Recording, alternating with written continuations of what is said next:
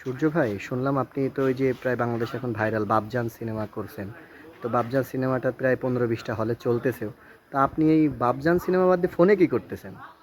ভাই, আমি খুব ব্যস্ত ছিলাম। ব্যস্ততার জন্য আমি আসলে বাবজানের যে প্রমোশন হয়েছে এই যে, হ্যাঁ, আমি যেতে পারি নাই।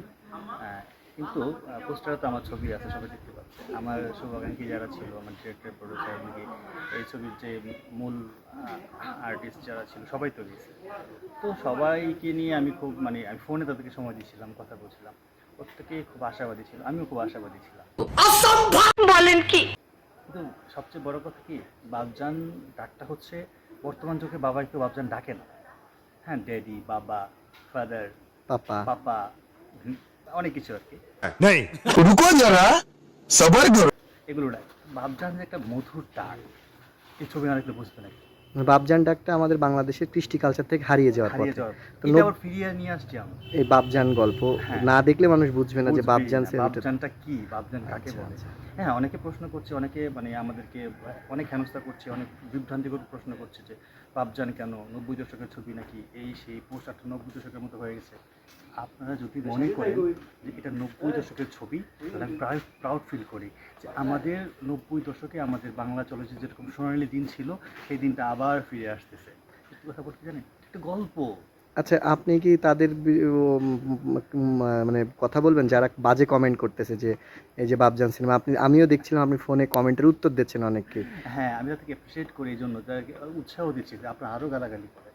আসলে কি, আমাদের আদি পিতা, আদি পুরুষ আমরা যারা আছি, আমরা কোত্থেকে আসছি, কেমন আছি, কোত্থেকে আসছি, কী অবস্থায় আছি, সেগুলা আমাদের বোধ করা উচিত, ফিল করা উচিত। তাদের ফিলটা অবশ্যই তখন হবে যখন তারা বিষয়টা তর্ক বিতর্কের মধ্যে যাবে, আর ওনারা ওনাদের সলিউশনটা নিজেরাই খুঁজে পাবে।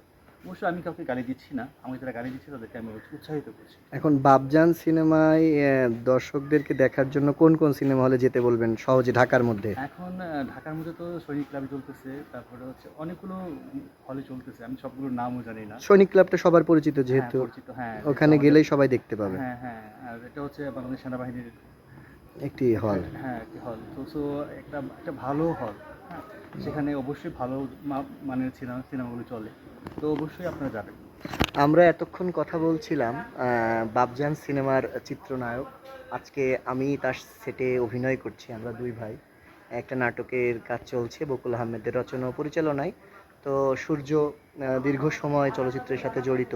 সেই ছোটবেলা মান্নার সিনেমা থেকে শুরু আরও করে অনেক, আরও ছোট অনেক থেকে অনেক ছোট থেকে ছোটবেলা থেকে সিনেমায় অনেক বিখ্যাত বিখ্যাত সিনেমায় সে অভিনয় করেছে।